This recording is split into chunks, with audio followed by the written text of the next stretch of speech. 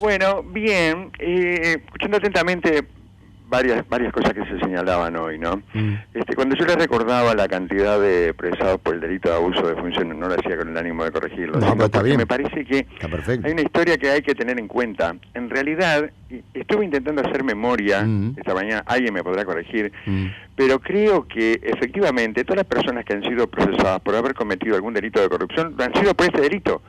No creo que, no me consta, delitos. por lo menos yo no recuerdo que se hubiera aplicado otro tipo de delito, otra tipificación, que me parece que es un elemento muy importante tener en cuenta a la hora en que se está evaluando. Yo ya no recordaba eso. Cómo combatir la corrupción, por un lado, y la derogación de este delito. Claro. Y yo, ayer leí algo, una entrevista que publicaba El Observador al exintendente de Maldonado, Carlos Santos, que dice algo que tiene toda la lógica del mundo, y que de alguna manera aborta la posibilidad de que la eliminación de este delito se apruebe en diputados, porque dijo, yo no voy a votar la derogación del abuso de funciones, aunque la bancada del Frente Amplio declare asunto político. Ese es mi límite. ¿Y por qué dijo esto? Yo tengo 3 denuncias ante la justicia en Maldonado. ¿Cómo hago para que me crean que no voto la derogación del abuso de funciones para beneficiarse? Para beneficiarme. Es clarísimo, me parece que es una postura correctísima, porque creo que este afán que tienen ahora algunos sectores, que no son todos, básicamente son el MVP y la 711, tienen que ver con la situación procesal que pueden enfrentar algunos de sus integrantes. Tal cual. Ese es el tema. Esa es la situación. Es decir, no tiene que ver con que un día descubrieron que había un delito que era obra de una ideología fascista y que es tan genérico que permite cualquier cosa. Porque en realidad, esa situación es lo que ha permitido básicamente que todas aquellas personas que fueron acusadas de algún delito de corrupción fueran a prisión o fueran procesados o perdieran sus cargos.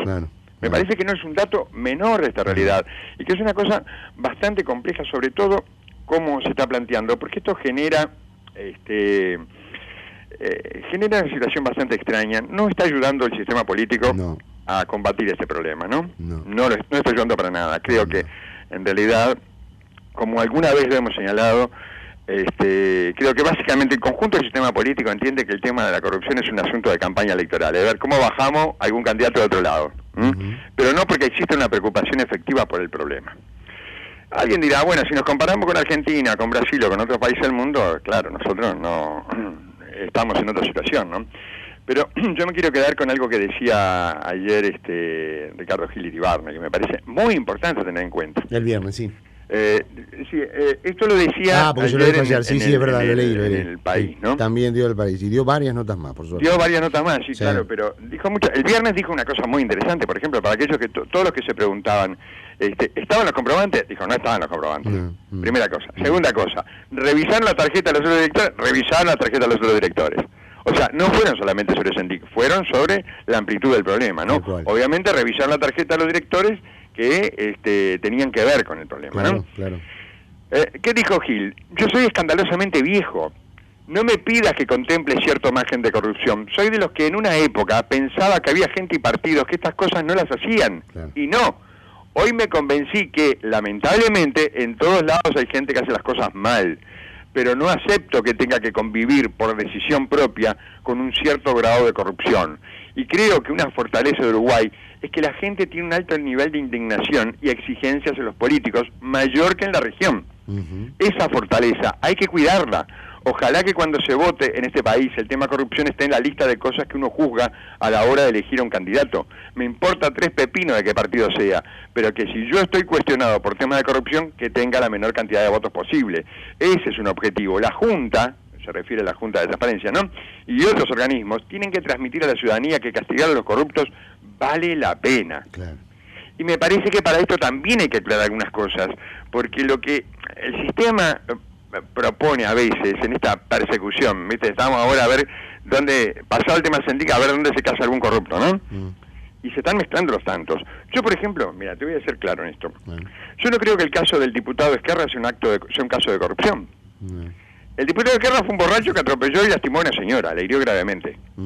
Es decir, capaz que después todo el tratamiento que tiene esta situación de que vamos, vemos, se queda, no se queda, un tipo con dignidad, un tipo educado en esta historia, hubiera renunciado ya a su banca, porque no puede representar a nadie, una persona que cometa esto, haga esto, sabiendo que él fue uno de los legisladores que votó el tema del límite cero, y luego te aparezca manejando una carretera como una 49. Claro, o sea, ¿qué respeto podés tener por un legislador que hace normas, pero para otros, no para él? Claro. Primera historia. O sea, que él tendría que haber renunciado. Pero yo reitero, no creo que esto sea un caso de corrupción. Creo que es un caso de corrupción clara, el del caso del intendente Bascú de Soriano. Estamos de acuerdo. En realidad, porque él se estaba beneficiando comercialmente de su particular posición de privilegio. Eso es clarísimo. Sin duda. No pero admite acá hay otro tema, Daniel. Acá hay otro tema. Fíjate vos. Que tiene que ver con no solamente con la ausencia de normas claras, que conciten, digamos, la adhesión de todos los partidos políticos. Porque ayer, por ejemplo, había un diputado colorado que proponía quitarle todos los beneficios a aquellas personas que sean procesados, ¿no? Todos los sueldos o las cuestiones esas que tienen por un año. Hoy la vicepresidenta de la República dice que la gente discute eso porque a los uruguayos les gusta discutir todo, ¿no? Y me parece que nosotros seguimos embarrando la cancha, porque no estamos poniendo las cosas en sus justos términos. Y poner las cosas en sus justos términos implica tener claro que tenemos un problema grave ante nosotros, que no es tan grave como los vecinos, y bueno, estamos de acuerdo. Es grave en nuestra magnitud, claro, es grave en nuestra situación. Claro. Y es grave porque... A ver, hay mucha gente que dice, bueno, pero los 800 millones de dólares o los 900 millones de dólares no se los metió Sendic en su bolsillo. Es cierto eso, nadie dice que se los haya metido en su bolsillo. Pero lo que decimos es, si fue tan dispendioso, digamos, como para comprarse artículos personales con la tarjeta corporativa, y no controlar eso, no controlar lo suyo específicamente, no ser responsable con las normas que él mismo había dictado, ¿qué garantía tenemos el resto de los uruguayos que ellos 900 millones ya hayan gastado correctamente? Tal cual. Porque además en el bolsillo de alguien los puso igual, porque evaporarse no se evaporaron. Claro. Ahora, que de alguna manera él y mucha otra gente, no es el único, mucha otra gente obtiene beneficios impensables estando en la vida pública, en relación a la vida privada, destacar, porque, a ver... Se cree que Sendic no hubiera podido hacer en su vida 109 viajes en 107 meses. Claro, desde luego. Nadie los hubiera podido hacer. No hay gente que viaja mucho más todavía. Claro.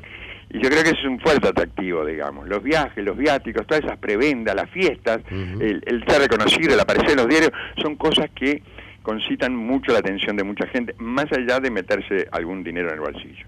Hay otras formas de corrupción que tienen que ver con el nepotismo, por ejemplo, ¿no? El de estar metiendo a sus familiares, sus religionarios, digamos. El uso abusivo de una posición de privilegio en el Estado.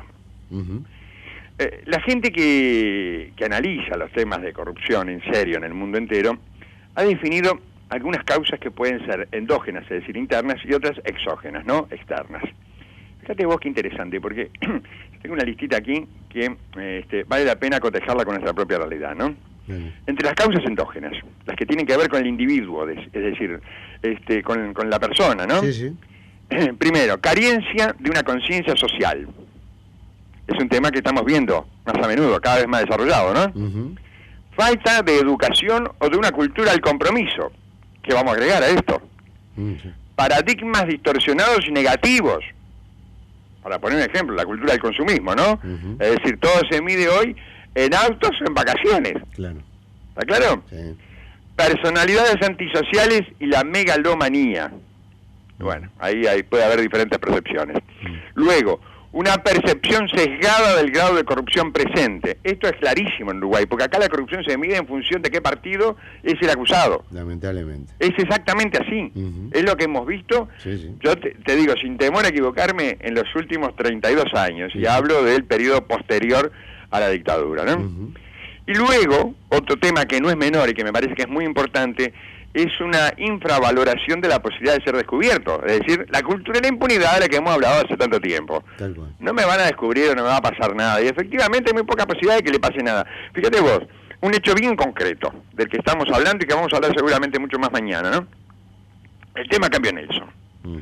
El tema Cambio Nelson revela una actividad de corrupción a partir de la actividad de su fundador, estoy hablando del ex senador Wilson Sanabria, que no debería dejar lugar a ninguna duda.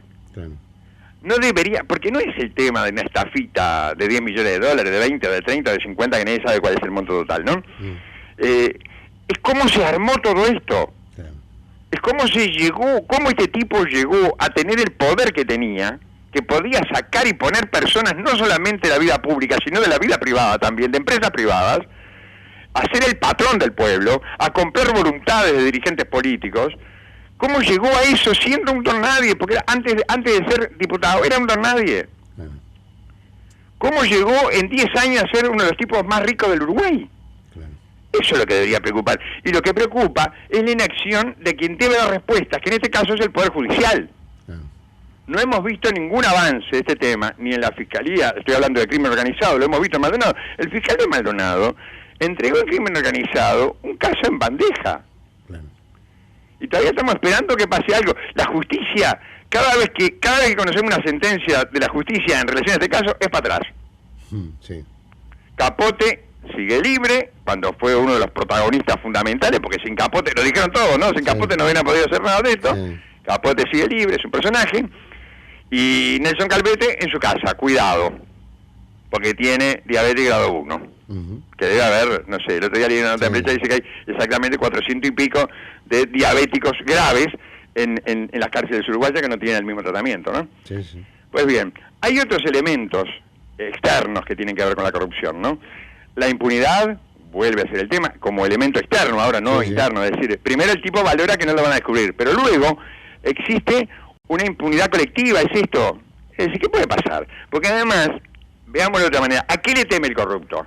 ¿A ir en cana? No, muchachos, no le teme ir en cana, porque ir en cana es como un accidente del camino, es como que vos salgas a la carretera y, yo qué sé, te lleve puesto un animal o choques, te puede pasar. El problema es perder el dinero que acumularon con sus actos de corrupción. Y eso no se le afecta a nadie. ¿Ustedes conocen algún corrupto al que le hayan quitado su imperio? No. Claro. No. Ni a Figueredo, mirá, ni a Figueredo, que no fue funcionario público nunca, ni a Figueredo le tocaron. Hizo un acuerdo, entregó algunas cositas, pero tiene otra quita bien guardada. Claro. Bueno, después está el corporativismo partidista, que este es otro tema importante, porque hay temas que no se tratan específicamente porque los partidos políticos tienen una visión muy particular. Es decir, los partidos políticos uruguayos no están interesados en que este tema se combata seriamente. ¿Hay dirigentes políticos que están interesados en todos los partidos políticos? Sí, sin ninguna duda. Yo creo que la mayoría, pero como partidos políticos no tienen una posición común, que es lo que deberían estar trabajando ya. Después están los modelos sociales que transmiten la falta de valores. No es un tema menor esto, ¿no? Cómo se defiende todo dependiendo de qué lado del mostrador estés. Sí. ¿Está claro? Sí. El excesivo poder discrecional del funcionario público. Esto en Uruguay es una cosa muy impresionante, porque tiene poder el portero. El tipo que te pone la mano y te acá no entra, porque son las 5 menos 5 y nosotros nos vamos a las 5. Es verdad. ¿Está claro? Sí. Y de ahí seguir para adelante. La concentración de poderes y de decisión en ciertas actividades de gobierno. Siempre me acuerdo de aquello que decía José Luis Macera, ¿no? Los ministros de Economía hablan en difícil para que no entiendas cuando te están metiendo la mano en la billetera. Pero en realidad esto tiene que ver con todo. Tiene que ver con todos los ámbitos de gobierno. Hay ámbitos de gobierno que son impenetrables cuando en realidad no están debatiendo sobre su vida, están debatiendo sobre la vida de nosotros. Tendría que ser todo público. Tal cual. Luego está la discrecionalidad y la escasez de decisiones colegiadas. Y aquí esto ha sido muy patente en los últimos tiempos, donde se ve como un cierto desconcierto en la orquesta, que no funciona colectivamente, sino cada músico toca la partitura que quiere. Creo que eso se ve claramente. Después hay otra serie de temas que tienen que ver, básicamente, yo me voy a quedar con el último, que lo sitúan, que creo que es muy claro, que la extrema complejidad del sistema. Nosotros tenemos un sistema muy complejo.